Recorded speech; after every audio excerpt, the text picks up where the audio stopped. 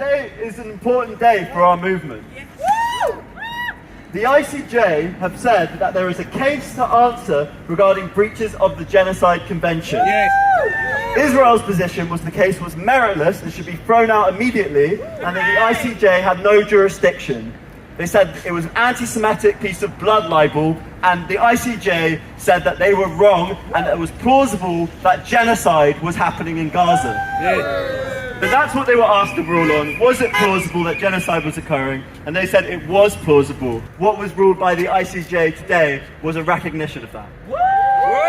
This ruling essentially calling what's happening in Gaza a genocide is the best way that we could remember the 6 million Jews, the 1 million disabled, etc., that died in Nazi Germany.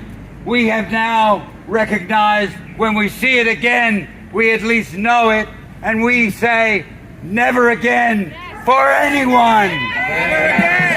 This week, you probably all saw ITV News when a Gazan guy carrying a white flag was shot dead by the Israeli Defense Force, right? And that was shown on television, and there were questions about it in Parliament the next day. Keir Starmer was asked, "Is it a war crime?" And the coward said, "Oh, I haven't seen the footage yet." What a coward, eh? Some of you may have seen the South African foreign minister. She made some important points, including that what's been agreed, the measure agreed by the court, can only be fulfilled if there is a ceasefire. Yes. And I think that's really important.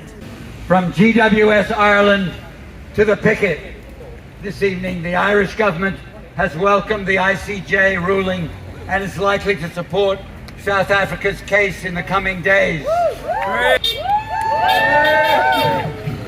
In our hundreds of thousands, the biggest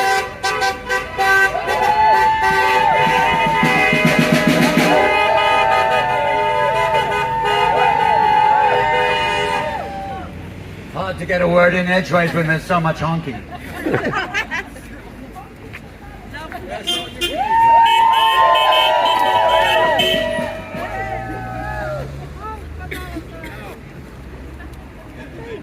The biggest mass mobilization since the war on Iraq in 2003.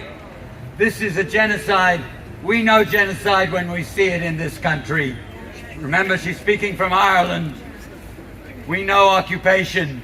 Millions of Irish people were starved to death, died of infectious diseases, of poverty, war, or forced to flee. In the great famine of the 19th century, or the many famines and the vicious oppression before that, under a brutal British colonial and imperial regime for over 800 years.